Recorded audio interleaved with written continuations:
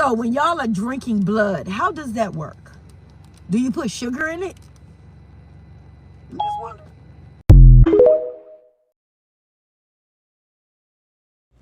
Have you noticed that since October 7th,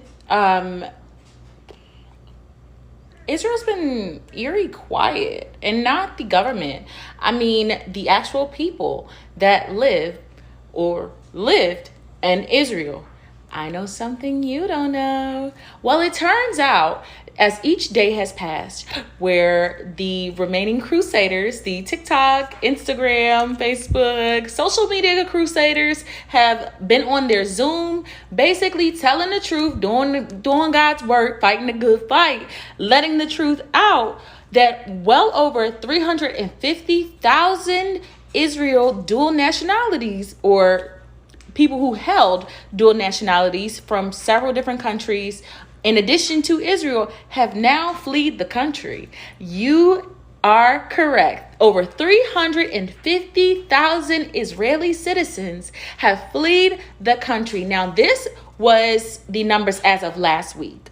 Now, as of today, over 500,000 total Israeli citizens have fled the country of Israel. Yes, you've got it correct. Go ahead and check those Snapchat maps. They have begun fleeing the country. Now, we saw this when Lebanon began fighting back Israel and bombing Tel Aviv. Now, it turns out, since tensions have continued to grow in Lebanon, that Yemen has joined the fight. And Yemen themselves have been bombing Tel Aviv consistently over the past week. Yes, it has gotten worse. In addition to that, in retaliation as to what's been going on social media, Israel has then decided to turn around and continue to head towards South Lebanon.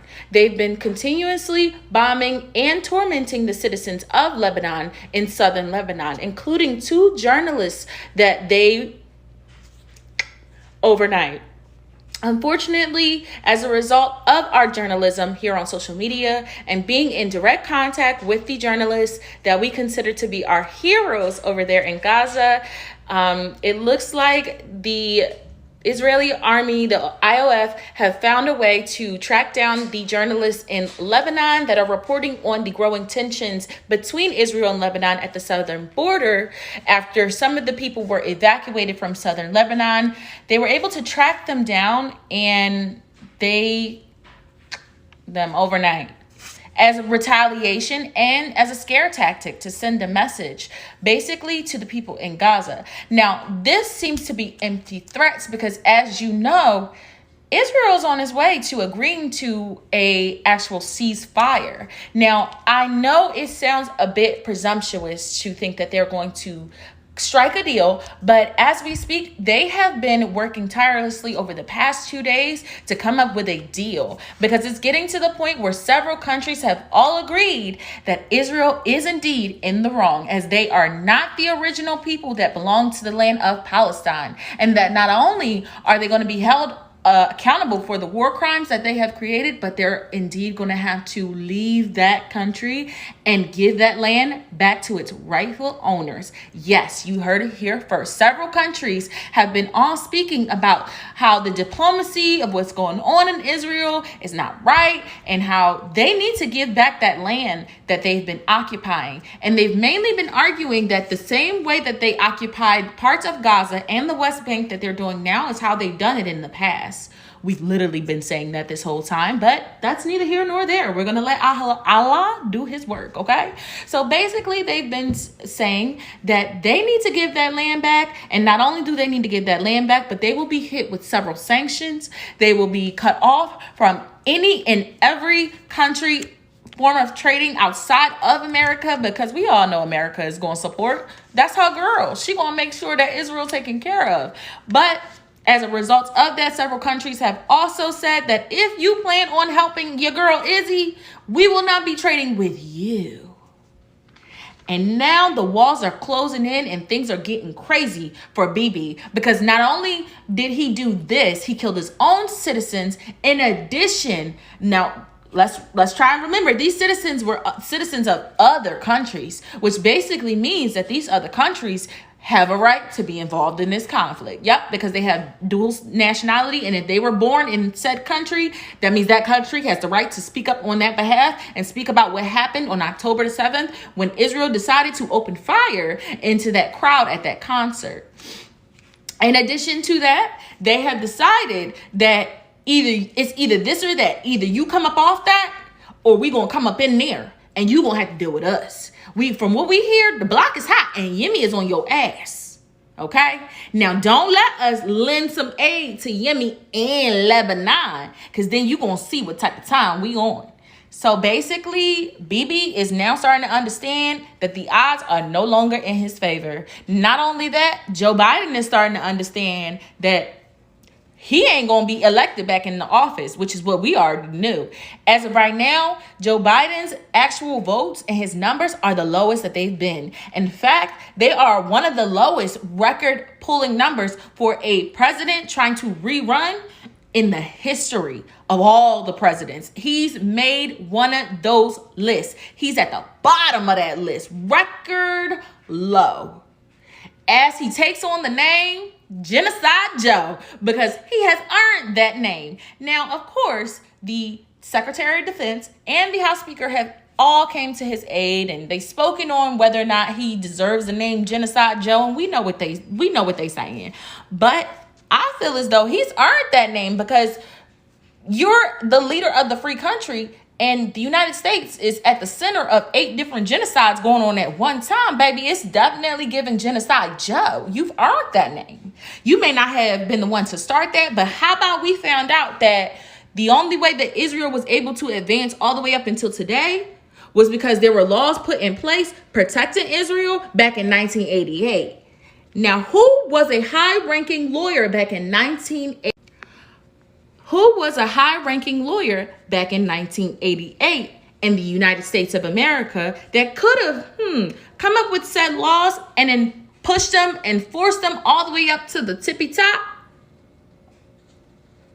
Was it Genocide Joe? Yes, you would be correct. Now, who is the president? Think to yourself. Who is the president back in 1988? And what could they possibly stand to gain knowing what the actual intentions of Bibi was? Because during that time, that actual handbook and the plans that they had in order to be able to basically Palestine was already created. It had been created long before 1988.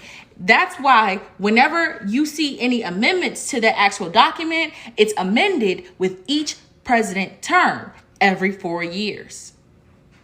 Which means that in 2008, when it was amended, there is actual proof that our own Barack Obama aided in making sure that Israel was allowed to keep proceeding and taking land from the Palestinians. It's not looking too good for Israel as they're continuing to invade Lebanon, as they're taking hits in Tel Aviv from Yemen and from Lebanon. It's not looking too good for my sis in the hood right now, because things are getting crazy.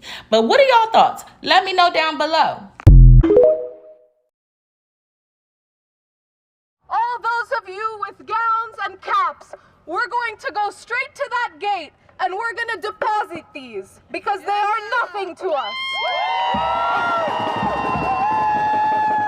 A little over a week ago, more than 1 month in to a bare, unrelenting genocide on the Palestinian people of Gaza, Colombia, faced with a slew of options, of ways of divesting from its complicity in genocide, turned its gaze towards the loudest voices for liberation in Palestine on this campus with one goal: to silence them.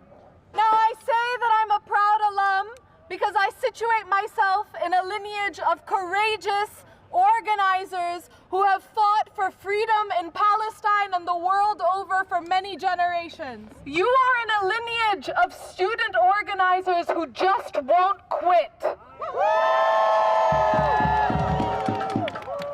In the late 1960s and 70s, students rose up for Black liberation, for civil rights, and joined a massive anti-war movement against the war in Vietnam. You are in that lineage.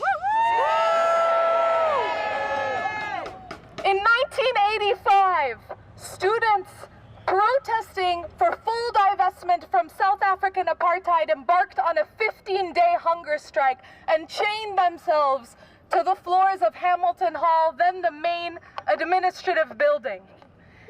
You are in that lineage, and Columbia University is in a lineage of its own, falling in line as it has time and time again on the wrong side of history.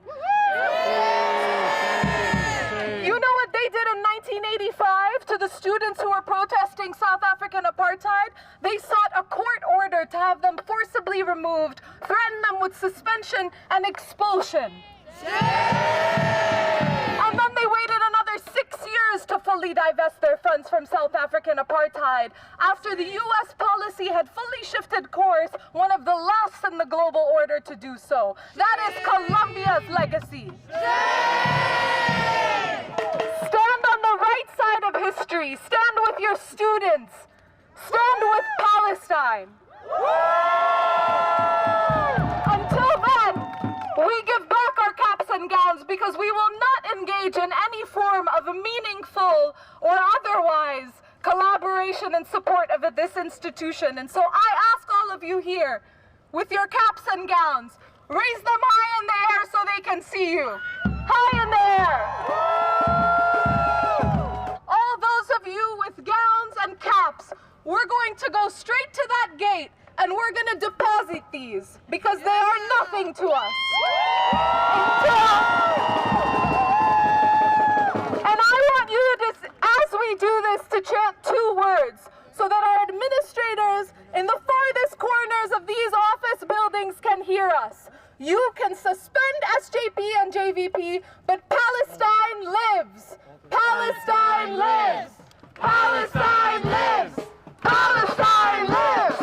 Palestine lives.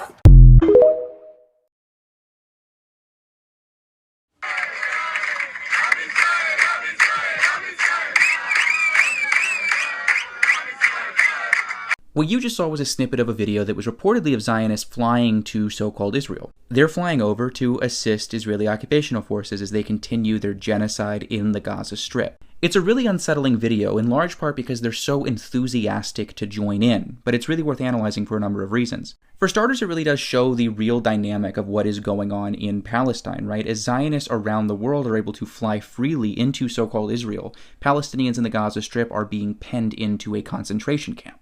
As Palestinians are being slaughtered in the thousands, Zionists from every corner of the world are finding enjoyment in going over to assist in the slaughter. That dynamic is representative again of the broader reality in historic Palestine, where Palestinians are penned into concentration camps and Bantustans, living under apartheid structures and systems, while Israeli settlers are living enjoyable lives, right? Actively participating in the colonization, ethnic cleansing, and genocide of those Palestinians. But this also highlights the imperialist and colonial nature of the Zionist settler colonial project. These Zionists, these settlers, are coming from every corner of the world. Again, many with dual citizenship, right? The ability to actually go back home. But they refuse to because they'd rather participate in this colonial venture. They'd rather settle on indigenous land and massacre the indigenous populations on it. Rather than coexisting with the indigenous population, these settlers would rather take the land by force. And I think that's really notable, is a lot of these settlers really don't have any connection to the land itself, right? These generational ties don't exist. This understanding of the land doesn't exist in the same way that it does for Palestinians, many of whom who have lived on the land for generations upon generations. But these settlers nonetheless feel entitled to the land and entitled in their displacement of Palestinians. The imperialist element as well, though, is worth noting, right? Because these flights would never be allowed to happen if they worked against Western imperialist interests. Think for a second how quickly a flight like that would be shut down if it was full of Palestinians going to fight for the Palestinian resistance in Gaza, the West Bank, the 48 territories, etc. It simply would not be allowed off the ground. But Israelis, or Zionist settlers, are allowed to fly from every corner of the world into so-called Israel to facilitate the interests of these Western imperialist powers. Because the elimination of Palestinians in all forms but nostalgia for the sake of the continued maintenance of the Zionist settler colonial project, a project that acts as a foothold for imperialism in the region, is actually beneficial to these Western powers. Therefore, they allow the slaughter, right? They allow this movement of settlers into so-called Israel. They allow for the continued existence of the Zionist settler colonial project. And actually, rather than just simply allow it, they actively support it and they do everything they can to keep it propped up on the land. But yeah, just something worth considering as we continue to analyze this genocide as well as the continued Zionist colonization of historic Palestine. As always, free Palestine, and have a great day. Did you guys know that in Palestine, Santa Claus's role is not only to distribute gifts to kids, but also to be an activist and a demonstrator against the Israeli occupation? For example, in 2016, a group of Santa Clauses demonstrated against the apartheid wall in Bethlehem, and they were met with tear gas and violence by the Israelis. You see, in Palestine, there is a permit system that every person with a Palestinian ID needs to follow. Essentially, for a Palestinian to travel from one place to another, they need to have an Israeli issued permit that would allow them to pass through specific checkpoints. So for example, for people from Gaza, they need a permit to go from Gaza to other parts of Palestine, like the West Bank, East Jerusalem, and historic Palestine. And in the West Bank, Palestinians are also required to attain a permit before they can enter Jerusalem. So around Christmas time, this becomes a huge problem because oftentimes Israel disallows Palestinian Christians from entering the holy sites in Jerusalem and doesn't give them permits. And if you know, Church of the Holy Sepulchre, which is a very sacred church for Christians, is located in Jerusalem, so many Palestinian Christians are denied entry there. This is part 1 of my Palestinian Christmas series, so stay tuned for the rest of the videos. Josh Paul, the U.S. State Department official that just resigned, exposed that Israel is indeed craping children in prison. In this particular case that he pointed out, there was a charity that brought to their attention that there was a 13-year-old Palestinian boy who was craped in an Israeli prison. When it was brought to the U.S.'s attention, they investigated, they found that the accusations were credible, handed it over then to the Israeli government to deal with. The Israeli government shut down that charity, accused them of being a terrorist organization to quiet them. And now the case is just dropped. This is not an isolated case, and I have been saying this. Half of Palestine's population is children, okay? Israel imprisons at least 500 children a year. They have known ties to convicted child files and known ties to those who weren't convicted but are in that book.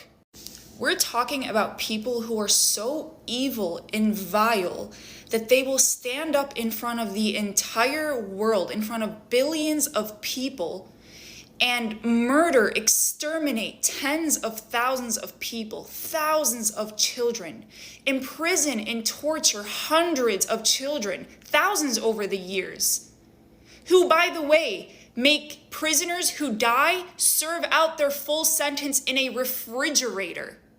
The craping seems mild in comparison to that. Think about how sick that is. So if this is what they are willing to do in front of the entire world, while the entire world is begging them to stop, imagine what they do behind closed doors. They think their money and power means that they can do anything with zero consequences. Which, by the way, this is so much deeper than just money. For some celebrities and leaders, yeah, it probably is just about money. For a lot of them, it's blackmail, because the one thing that's more powerful than money is blackmail. Think of your deepest, darkest secret, okay? And imagine if the whole world, billions of people, found out about it. Horrifying, right? Imagine that your deepest, darkest secret is so bad that showing the world this is the better option. I'm an environmentalist, and I want to talk about how what Israel is doing in the Gaza Strip is going to have significant, harmful environmental repercussions for the entire Levant region as well as the entire world. Now, Israel has dropped the equivalent of more than 2 nuclear bombs on the Gaza Strip, in addition to dropping white phosphorus and God knows what else. In addition to that, they have been running tanks and planes over the Gaza Strip, some of them 24/7, for 3 months now, right? And so I think when a lot of people think about pollution and they think about environmental contamination, they don't realize how easily it spreads.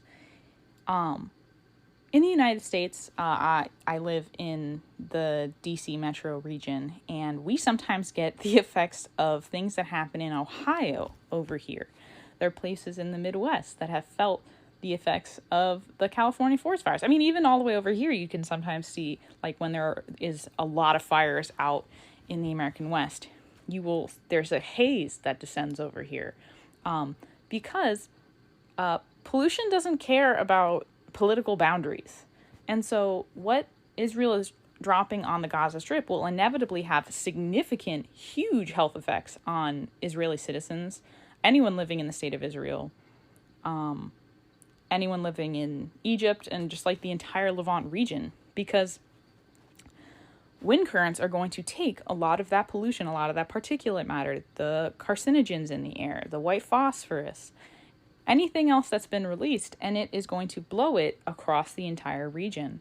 Now, these things have a variety of effects. Obviously, they're carcinogenic, so they're going to have higher rates of cancer. But particulate matter in the air will cause a rise in strokes, a rise in general heart events. You will see higher incidence of a lot of different general ailments across the population in that entire region. Now, for the rest of the world and why we should care, obviously we should care because they're human beings who deserve better. But outside of that, we should care about what Israel is doing, because this much bombing has released so many greenhouse gases. Now, we talk about, like, obviously the planes are flying over, they're emitting a ton of greenhouse gases. But this is all directly contributing to climate change, which we are already having a hard time fighting because there are so many countries that are dragging their heels, including my country, the United States. And this is directly contributing to climate change and to global warming, because when you are just pumping out so many bombs, you're dropping, all of that combustion is going to release some greenhouse gases. And when you're dropping that much, it's going to be a lot. And so this is going to have significant detrimental effects for the entire fucking world. And I've been talking about like air current and the atmosphere and whatnot, but this is also going to have effects for the sea, because Gaza is bordering the sea. And so, a lot of these chemicals that are being released from these bombs, a lot of the chemicals that are being dropped on them are going to end up in the sea, which will affect fish. And a lot of people in that region consume those fish. Fun fact, things that we drop in our ocean, in the sea, in lakes, go into fish very often. And then often when we consume it, it stays in us. And then we end up getting sick. And so this is going to have effects far-reaching from just these political borders, and we will all eventually be impacted. But the entire region in the Mediterranean, in the Levant region, they're going to be impacted way sooner, if they are not already feeling the effects, which they should be, because it's been like 3 months. So yeah, fuck Israel. Hello everyone, many of you might have seen my first video when I talked about being displaced, and unfortunately I'm making this video after I got displaced for the second time.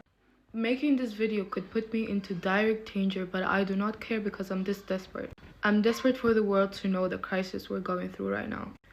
I have been displaced again from the city of Wad Madani, which is considered one of the biggest cities in Sudan, and it's harboring the largest number of IDPs. Wad Madani hosted 500,000 internally displaced people and have become the medical center of Sudan. It got invaded last week and we have lived under absolute terror. It's basically living through the trauma once again. We've lived under fear of getting looted, raped, bombed, anything you can imagine. We have fled to a village nearby, and just when we thought that we escaped the horrors of the war, the RSF have followed us to this village as well, and they've looted every single car, leaving us trapped with no way to leave. There is not a single hospital or a medical center or a pharmacy working. They have unfortunately also looted markets, leaving us with no food. There are no safe passages for people to leave or go out even on foot, because you might get looted or raped on the way out. We are facing the worst humanitarian crisis on earth right now. And I'm making this video as a call for help. Please help the Sudanese people. Please help us. This is an SOS.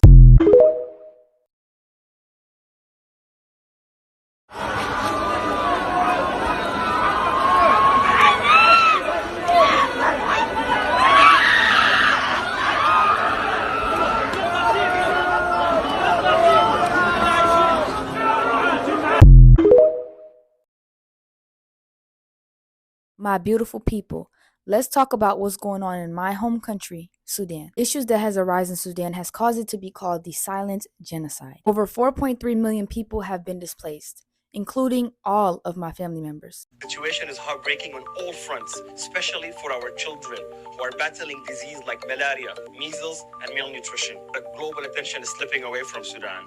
The basic necessities are needed for millions of people: water, shelter, health, and most fundamental of all, hope.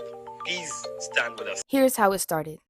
Fighting broke out between Sudan's army, which is led by Abdel Fattah al-Burhan, and the paramilitary rapid support forces, which is led by Mohammed Hamdan Daglo. After 7 months of fighting, they're still battling for control of the capital, Khartoum. Millions of people have lost their homes, safety, water, shelter, basic necessities that we have every single day of our lives, all because of a fight of power. Now that you know about it, here's what you can do to help. First step, spread awareness. If you can't donate any money, then get as many people as you know to raise awareness towards this situation and cause. You can donate to Save the Children. They are on ground in Sudan. You can also donate to SAPA, which is the Sudanese American Physicians Association, or any of the sites that I have linked.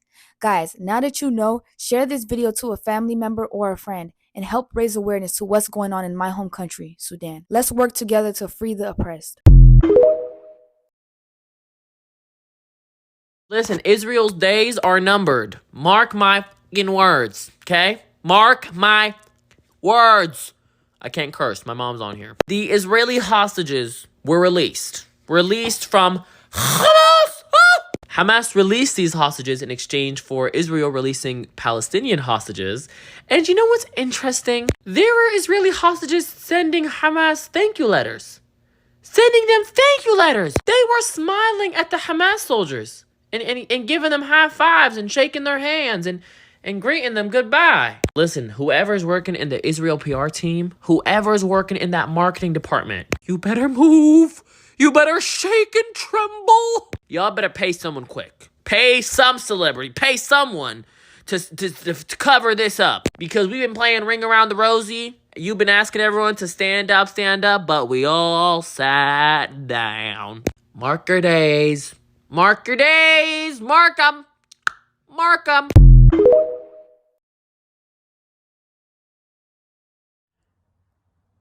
You know, every child, every woman, every man in Gaza is a genuine and true hero. But today I want to give a huge shout out to some remarkable heroes, and they are the journalists of Gaza. They put their lives out on the line every single day just to put out the truth, just to give us information, just to give us awareness of what's going on with them. And their journey doesn't even stop there. They turn around and they give to their community. Today, I'd like to highlight the journalist Mohammed Qandil, who along with his friends took every donation he received and he went and he purchased a cow and 6 sheep. He butchered them, he chopped them up, and he cooked them himself along with his friends. He added some rice and he went and distributed it to all the orphans and families in Gaza, putting smiles on their faces. And yet the ultimate biggest smile was on his for giving. We love him dearly. May God protect them. But you have to understand what they did today was remarkable, because today happens to be the first day in 75 days of genocide that these children actually received a warm meal with some meat into it. So God bless them. God bless Muhammad. God bless all the journalists of Gaza. God bless each and every Gazan, child, woman, and man. And especially God bless you for helping him to support the people. So please don't stop. Please give and keep giving. Salam. The question of Palestine keeps returning to our screens. But why? Well, it's an injustice and a denial of human rights that has persisted for over 100 years, with global implications. Here is a brief overview. After World War I, the League of Nations placed Palestine, formerly part of the Ottoman Empire, under a British administration that supported the creation of a Jewish national home there, a move that pleased Zionist leaders who considered it the ancient Jewish homeland. Amid increased immigration and foreign rule, Palestinians who had lived on the land for centuries staged an uprising from 1936 to 1939, which led to repression, including by British forces and Jewish militia. In 1947, the UN decided to partition Palestine into two independent states. Jerusalem was to be placed under UN administration. However, Israel declared independence in 1948 and captured much more of Palestine than the partition plan allocated, except for the West Bank, including East Jerusalem, held by Jordan, and the Gaza Strip, held by Egypt. More than half of the Palestinians were expelled from or fled their homes and ended up in refugee camps in the West Bank, Gaza, and neighboring countries. Palestinians refer to this as the Nakba, or catastrophe. They remain refugees to this day, mostly relying on the UN Palestine Refugee Agency, which was created specifically for this case. In the 1967 Six-Day War, fought between Israel and neighboring Arab states, an additional 500,000 Palestinians were forced to flee. Israel occupied Gaza and the West Bank and annexed East Jerusalem, including the Old City. In the years following, the UN General Assembly affirmed the rights of Palestinians to self-determination, sovereignty, independence, and refugee return. In 1974, it recognized the Palestine Liberation Organization, PLO, as the sole legitimate representative of the Palestinian people. Palestinians revolted against the Israeli occupation in 1987, referred to as the First Intifada, or uprising. Intense diplomacy followed and led to the signing of the interim Oslo Accords between Israel and the PLO in the 1990s. Palestinians recognized Israel, and the Palestinian Authority was established to govern parts of the West Bank and the Gaza Strip. Further negotiations failed to resolve the remaining issues, as Israel expropriated Palestinian land and continued to transfer its population to illegal settlements in occupied Palestinian territory. During the Second Intifada in 2000, armed clashes and bomb attacks ensued. Israel built the West Bank separation wall, much of it inside Palestinian territory, seizing land and restricting freedom of movement. The International Court of Justice determined that the wall inside Palestinian territory was illegal. In 2005, Israel withdrew troops and settlers from Gaza. After an armed takeover by Hamas, Palestine's Islamic Resistance Movement, in 2007, Israel imposed a blockade on Gaza, which has caused a deepening humanitarian crisis, along with Palestinian resistance. Palestine became a UN non-member observer state in 2012, and a few years later, the Security Council demanded that Israel cease illegal settlement activity. However, settlements continue to expand. Despite broad international support for a two-state solution, it has not been possible to justly resolve core final status issues in accordance with UN resolutions. And that is why, until justice and international law prevail and Israel ends its occupation, Entire residential blocks in Beit Lahia in northern Gaza have been completely leveled. Mosques and schools that are in the vicinity of these residential blocks have also been destroyed by the IOF. 241 Palestinians have been martyred in the past 24 hours by the IOF in Gaza. The IOF say that they have hit more than 100 targets in the south of Gaza City in the past 24 hours. Those targets being civilians and many children. The Palestinian Red Crescent Society Center in Khan Yunis has been targeted and attacked by the IOF. Israeli airstrikes hit the building and caused a massive amount of damage, not just to this facility, but also to all of the properties surrounding it. Several people were injured by this attack. The Maghazi refugee camp continues to be a target for the IOF. Over 100 Palestinians were martyred overnight in this refugee camp, and many families remain stuck underneath the rubble. Overnight Israeli bombings in Nusayrat and Buraj resulted in many Palestinians being martyred. Over 55 Palestinians have been illegally detained in the occupied West Bank, and by illegally detained, yes, I do mean kidnapped. We have to be wise when we choose our words on here. So when I say illegally detained, you know what I mean. Ahmed Yusuf Yagi, a 17-year-old, was shot and martyred by the IOF in Fawad refugee camp in the occupied West Bank. Overnight, the IOF raided Nur Shams refugee camp in the occupied West Bank. Overnight and into the morning, about 40 armored vehicles entered the refugee camp. They had 200 soldiers on foot, and they also had 4 armored bulldozers. What's incredibly unsettling to a lot of the Palestinians who are in this refugee camp is the fact that the IOF didn't make any arrests, which is normally what they do. They will illegally detain people. But now we're witnessing more and more intimidation tactics from the IOF, from Israel. And this raid lasted from 11 p.m. until 8 a.m. in the morning. So this was clearly meant to mentally mess with people. This is a tactic to cause disruption and to make people feel uneasy and unsafe. Basically saying we can do whatever we want at any given moment, and for no reason. A member of the Palestinian Legislative Council was illegally detained by the IOF. The name of the council member is Khalida Jarrar. They are also a part of the Popular Front for Liberation for Palestine. Netanyahu is now encouraging Palestinians to leave Gaza completely, and he continues to enforce the idea that they are not going to stop what they are doing in Gaza. And what's interesting is the narrative that is being spun on Israeli news channels.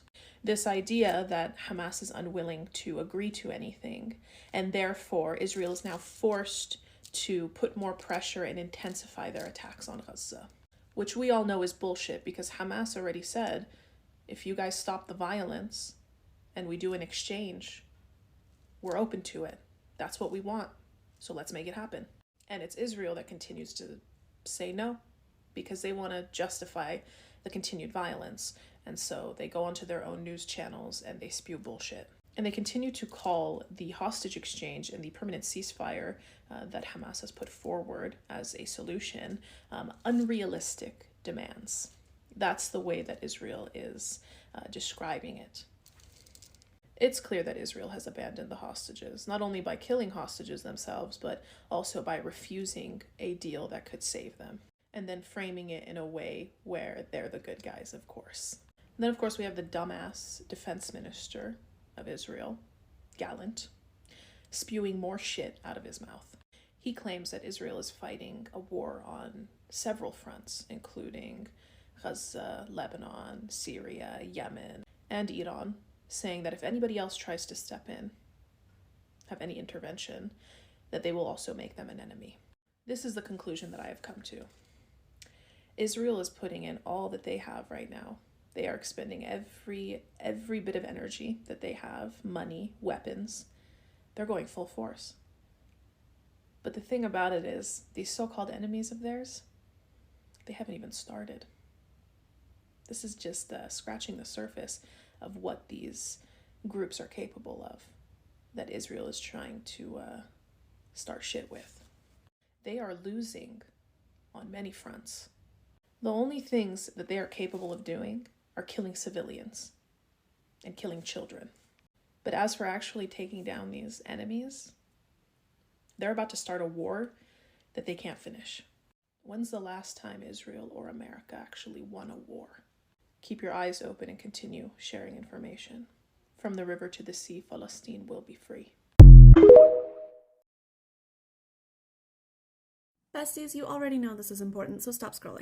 It is time for our daily makeup tutorial gossip session. Do a new makeup look and talk about all of the drama between the Blue Serum Company and the Watermelon Olive Oil Company. Now, just a reminder, if you watch my tutorials and you have no idea what I'm talking about, go here and then go here. I did update this today. As you guys know, the drama has continued in a really big way between the Blue Serum Company and the Watermelon Olive Oil Company, and within the past 24 hours, we're talking about over 600 Watermelon Olive Oil Company content creators have either been fully canceled or sustained serious damage to their platforms. Now, of course, that is only within the past 24 hours. If we're talking about since the start of Libra season, we are talking about 15,207 content creators fully canceled. And 70% of those content creators are either brand new baby content creators or they're like Barbie content creators as opposed to Ken content creators. So 70% are brand new content creators or Barbie content creators, which means that 30% are Ken content creators. Now, on top of that, the number of content creators since the start of Libra season who have sustained damage to their platforms is over 40,000. Now, besties, if you would please, let's be quiet for a minute while we honor these content creators that have been fully canceled.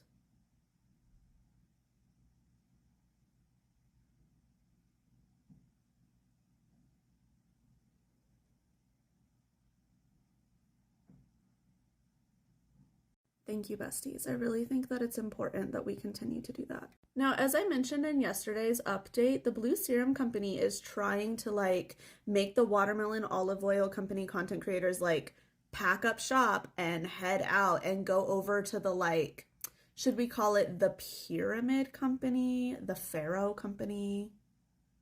I don't know. Let me know. But that's what the gossip is. The gossip is that they are trying to make them pack up and move out. I feel like this is not going well.